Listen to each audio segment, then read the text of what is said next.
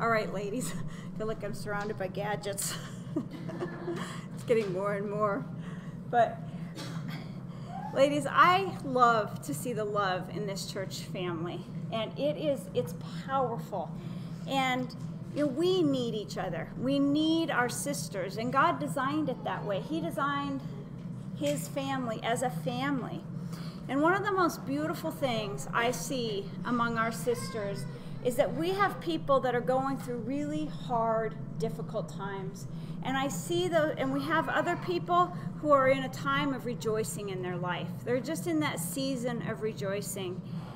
And that's just part of life. We have both of those in our lives at different times. But I see the people who are rejoicing walking side by side with the people who are hurting. And I see the people who are hurting and in sorrow. I see them right side by side with the people who are rejoicing. And that is powerful. That is powerful to me. And I see it in a very, very powerful way. We don't have people who are, if they're hurting, just say, I'm not going to be involved with things that with the people rejoicing.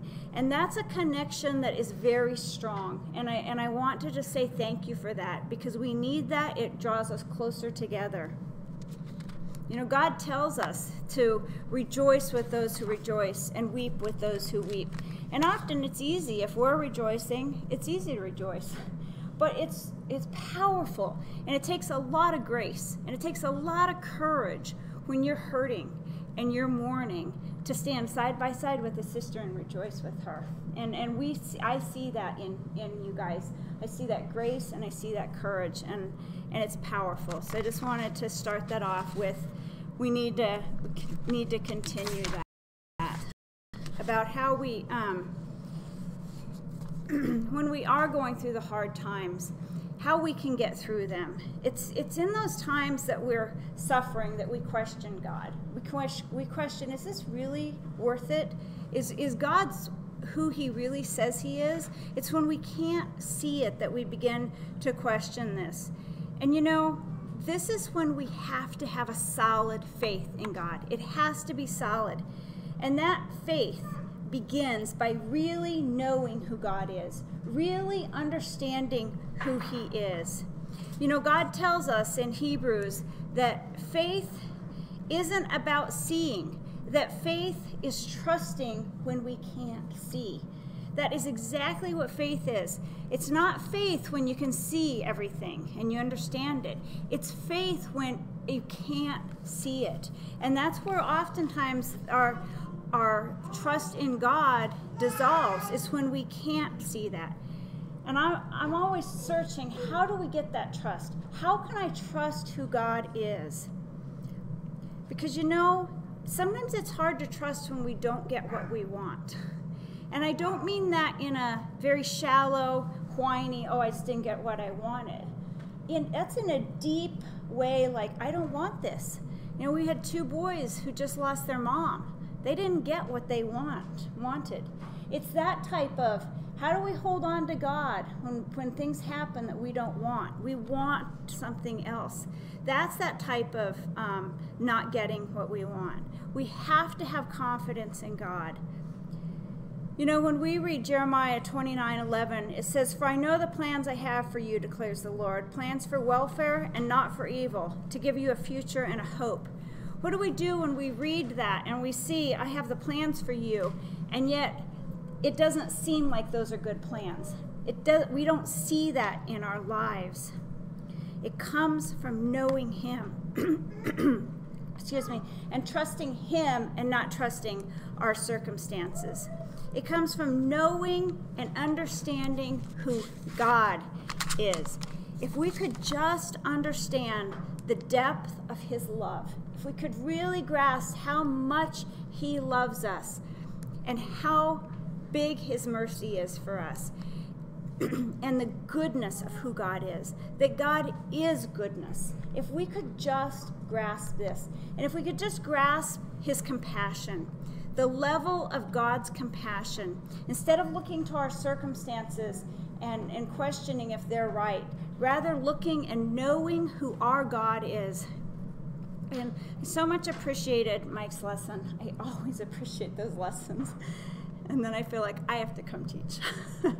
Like, they're so powerful. But the God who made the universe, he's telling us, I love you. I have so much compassion for you. If we know who God is, that's what builds our trust in him. That's what builds our faith in him.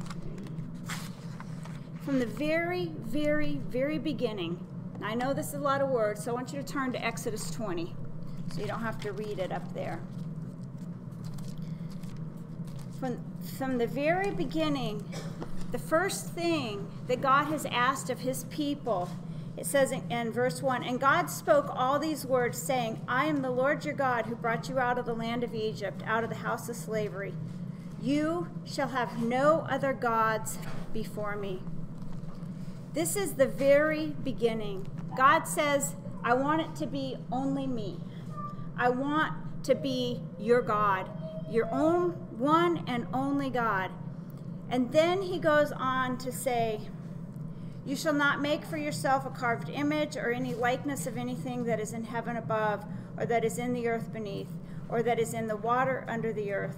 You shall not bow down to them or serve them, for I, the Lord your God, am a jealous God, visiting the iniquities of the father unto the children, to the third and fourth generations of those who hate me. But, he says, I want you to serve me, and I want to be your only God. And this is what I want to do for you. I want to showing steadfast love to thousands who love me and keep my commandments. From the very beginning, God has said, I want to be it in your life, and I want to bless you. I want to show you my love. I want to show you my steadfast love. That's the beginning of where he was with the people. And that's where our beginning is in understanding God and really knowing who God is to go back and understand how God desperately says, you can't have these other things in your lives. You can't have the other gods around you. It has to be just me.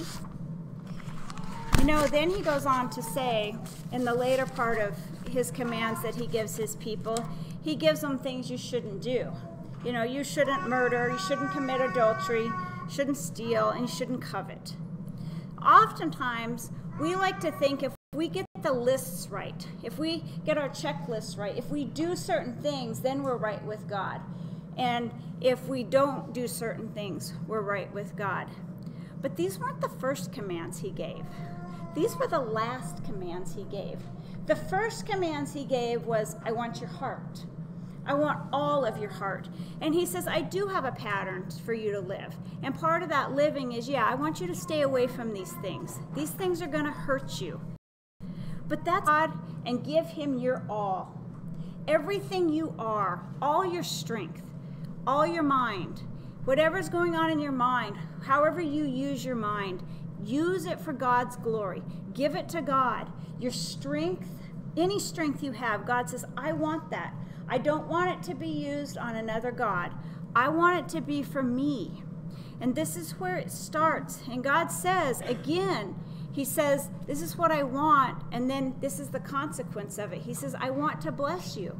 You do this, and it will go well with you. Your days will be long. Now, I've said this before, but I think it never hurts to reiterate it. There's a reason that God says, be careful. Because we have to walk carefully. We have to be careful in what we do with our heart and our mind and our soul. Because it's not just a carefree walk in the park. There's a lot of things to stumble on. There's a lot of things to trip us up. And that picture of that lion is very powerful, you know. Satan is there. He knows our every move. He knows right what's going to stumble us, what's going to take us down. And if we ever lose sight of that, if we ever think, well, I can just make our checklist, I'll be okay. We can't. Satan will be right there. He's powerful and he's ready to take us down. And that's why God says, be careful in this. And I think when we're looking to how do we hold on to our faith through the very, very difficult times, we have to go back to these basics. We have to go back and say, I've got to be careful and see, am I giving my whole life to God? Or am I looking to other things in my life to find joy? Do I look to my relationships to find joy? Do I look to my career, my job? Do I look to my hobbies? Do I look to my health? And then we kind of have these categories in our life, and it's so easy to just put God in one of those categories. And so often we can say, yeah, my health is good. I feel happy because of that. And life is good. We feel fine. Or we look to, a job and we say, yeah, that's good. Life is good. Or maybe it isn't good. Something turns. Your health isn't good. Now, all of a sudden, there isn't happiness in your life. Or relationship is painful. Then we'll say, wow, that's not good. And when we do that, when we look to all these things, and then God just becomes one of those things, we have a tendency to so easily say, I'm going to look to God and see if He's providing goodness in my life. And then we see that's where we can so easily say, no, the circumstances aren't good. God isn't giving me what I need. My relationship isn't giving me what I need. My job isn't giving me what we need. And we need to stop doing that with God. We need to say He's not a part of these things. He is everything. Those things are part of our lives hidden in Him. But we never look to those things for our happiness, and to strive to chase after those things to give us that. God's saying, I want you to chase after me. I want every strength you have to be with me, and let me bless you. Don't make Him just a part of one of those things in your lives.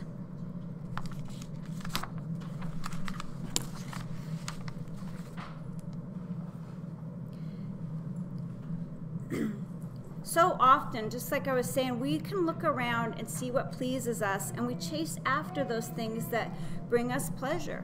And there's no real condemnation in that, because that's how the world is. The world praises certain things, and you get praised, you do more of it. And you get praised, and you do more of it. So it's sort of a natural thing that we do. But there's this verse in Hosea, I don't know, ever say it Hosea or Hosea, in verse 4. Let's turn there. Hosea is like almost towards the end of the Old Testament. It's one of those Hosea, Micah, Nahum, Habakkuk, those that we hardly ever say. So Hosea 4, starting in verse 6. And he says, my people are destroyed for lack of knowledge. Because you have rejected knowledge, I reject you from being a priest to me. Then he goes on in verse 10 and says, because they have forsaken the Lord to cherish whoredom, wine, and new wine, which take away understanding. My people inquire of a piece of wood, and their walking staff gives them oracles. For a spirit of whoredom has led them astray. They have left their God to play the whore. Those are strong words. Those are strong words that invoke a lot of feelings. Words have that ability to bring up emotion. And when I hear this, I think He's telling His people, this is what you're like. You're pulling away from me. And I think of that word, and I think, what would it look like if I had a spirit of whoredom? What would it look like in my life? When I think of that, I think it's giving what is precious to somebody or something that doesn't even care about it, that's never going to be able to bless you, that never appreciates it. It's giving that away for momentary pleasure. And God says, you people of mine who I want your whole heart, you're chasing after all these things. You're giving your life to them, and they don't mean anything. And I want us to question our lives and see, do we have this spirit of going away from God and just finding the things that give us pleasure but really leave us empty? They leave us hurt. They leave us emotionally empty. Or do we have the spirit of committing our lives to God? And then part of this, he also says here, you guys are destroyed because you don't know my word. We've talked a lot about this, that knowing God really means being in His Word and understanding His Word. We can't know God without studying his word. And we can't commit our lives to him without knowing who he is, and it takes time. And I think that's part of that, being careful. Be careful how you choose what your day is involved. I know we're all ridiculously busy, but we get to choose what we do every day. Somehow we prioritize things that we get done every day, and we all do it. We just have to be careful of where our heart is committed to, and that we don't have this spirit of whoredom, that we're leaving God just to go after the things that bring us pleasure for just a very momentary time. And it's good to bring up that these things do bring happiness. These things do bring us pleasure. There's no denying that they are satisfying, and they bring us joy, but it's very temporary, and it's very empty in the end. And God says, don't do that.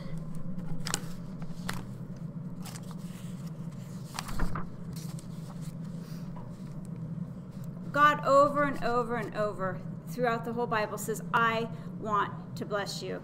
In Jeremiah, this is when the nation of Judah is turning against God. They're not following him. We've talked a lot about this. And Jeremiah the prophet's trying to get them, follow God. God has a plan for you. And even in the midst of this, when God's people were not following him, and they're going to be taken by the Babylonians. And even though God knows this, God knows his people are going to be taken by the Babylonians, and they're not going to listen, he still says to them that they shall be my people, and I'll be their God. I'll give them one heart and one way, that they may fear me forever for their own good and the good of their children after them. I will make with them an everlasting covenant, that I will not turn away from doing good to them. And I will put the fear of me in their hearts, that they may not turn from me. I will rejoice in doing them good. And I will plant them in this land in faithfulness with all my heart and all my soul. What's powerful to me is that even when we turn away from God, and God knows we're going to turn away from him, his people were turning away from him, but he says, I'm going to cause things to happen in their life that are going to be for their good. And what he says is that's the fear of God. God says, I want you to fear me. There's goodness in fearing me. And when here he says, I'm going to put the fear of me in you for your own good. That when God works in our lives and he pulls us back to him, it's always for our good. And then he says, I will rejoice in doing them good. God cares for us. He wants goodness in our lives, and we can't always see it. We have to go through the valleys of the shadows of death. We have to go through the hard times. It's life. We live in the world, but that never changes who God is. It never changes his power and his love. And he says, I want to rejoice in doing you good. His nation was making very poor decisions, and they were going to pay the price for it. God says you do reap what you sow, and they did. They were in captivity for a long time, but God didn't leave them in captivity. He says, I'm going to pull you out, and I'm going to bless you.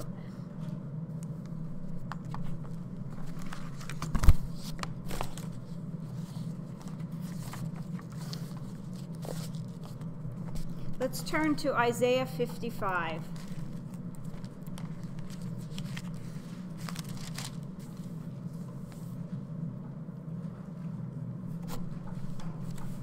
Just like the verse in Hosea talked about, that we often will turn to things that don't really satisfy us. And here at the beginning of 55, starting in verse 1, he says, come everyone who thirsts, come to the waters. He who has no money, come buy and eat. Come buy wine and milk without money and without price.